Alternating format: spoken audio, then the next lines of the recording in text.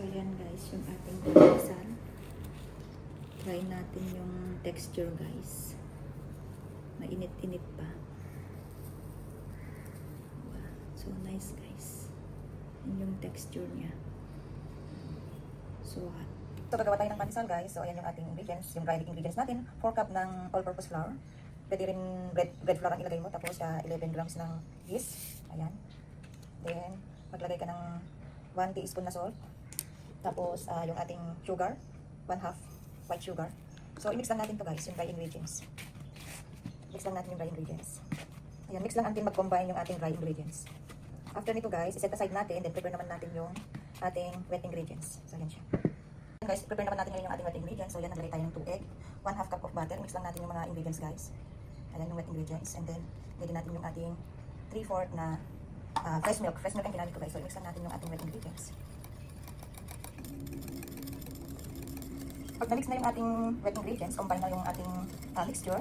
So, pwede na natin haluin yung ating wet and dry ingredients. Yan yung ating dry ingredients. So, pwede na natin i-mix yung ating wet ingredients. Yan, guys. Combine lang natin, guys.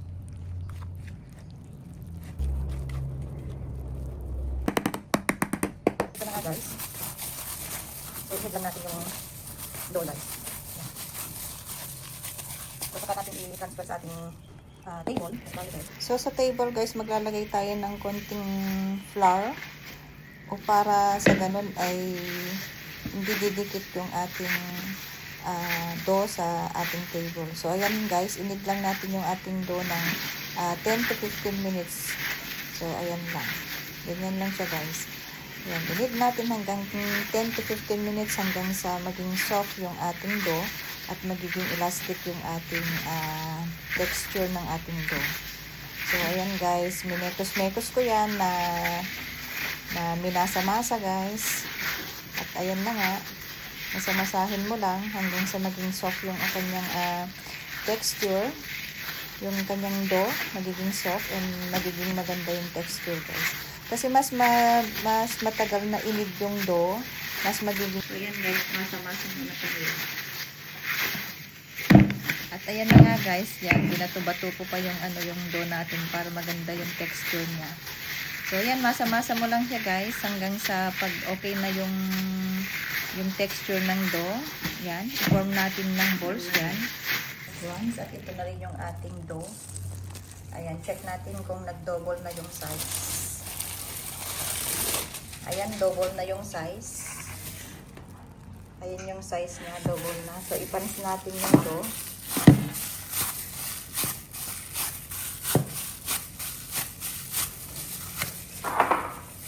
Transfer natin. So, dito guys, transfer na natin sa ating table at i-flat lang natin yung ating dough.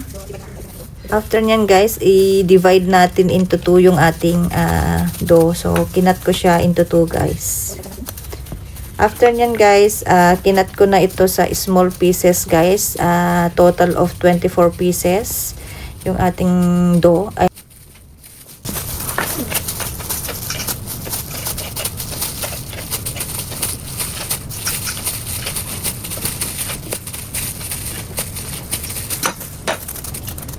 Ayan, pwede lang gawa natin.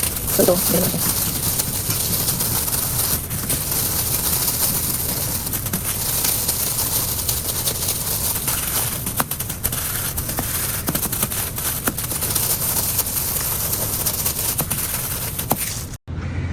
So, yan guys, nakagawa tayo ng 24 na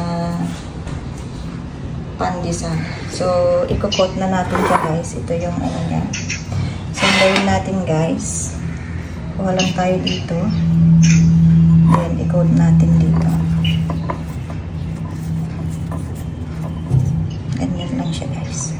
So, ganyan lang guys. Gawin natin hanggang matapos yung ating dough. So, coat lang natin dyan. Mekos-mekos natin dyan sa breadcrumbs guys. Yung tinapay natin.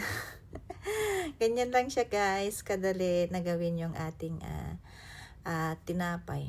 Pandesal guys. So, ayan na nga.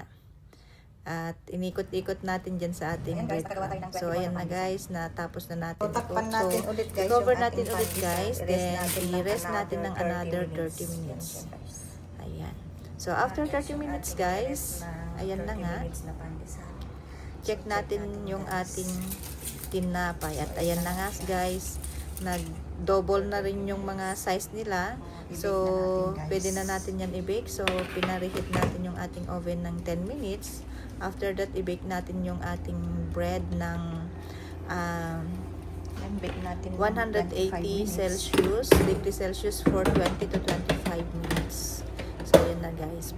Lagay ko na nga yung ating tinapay sa ating oven. At yan. Maghintay tayo ng another 20 minutes. So, yan siya guys. Kumalsa na guys. Malapit na siyang maluto. After 10 minutes, ganyan na siya. So, hintayin pa natin guys ng another 10 minutes.